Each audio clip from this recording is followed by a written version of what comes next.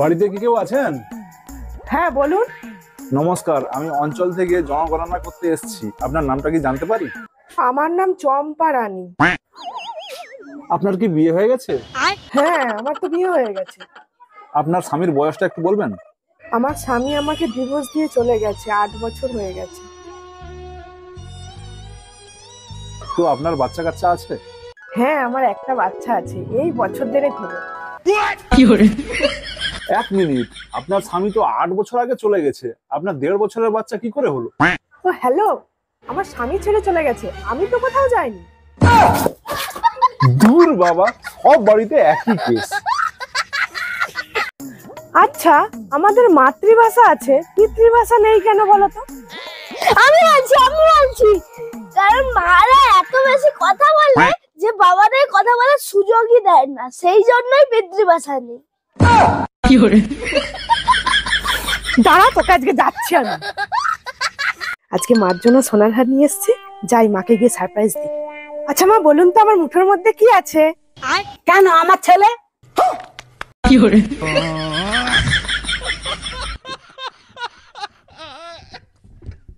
বাবু, বৌমাকে বল না 1 কাপ চা বানিয়ে আনতে। কিন্তু মা, তুমি তো চা খাও না। প্রচুর ঠান্ডা লাগছে, আমি খেয়ে নেবো, তুই শুধু বানাতে বল না। আচ্ছা ঠিক আছে। প্রিয়া, কি হয়েছে বলো? 1 কাপ চা বানিয়ে নিয়ে আসো তো। সকালেই তো 1 কাপ চা বানিয়ে দিয়েছি।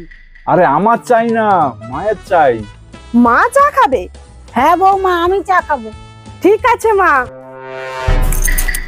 এসব কি হচ্ছে তোমার? মা, ও তো ওটাই বলেছে, যখন আমি চা চাইবো এইটাই দিতে।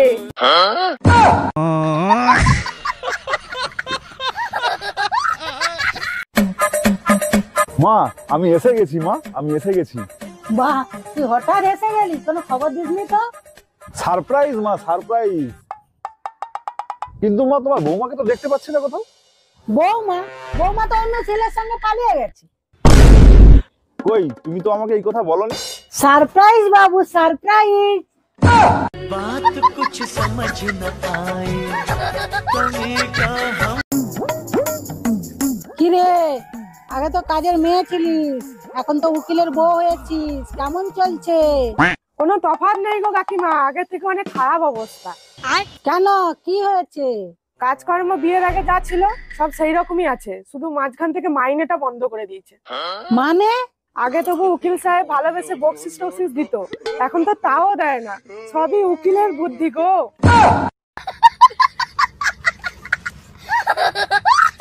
মা, প্রত্যেক জন্মে যেন আমি আপনার মতনই শাশুড়ি পাই।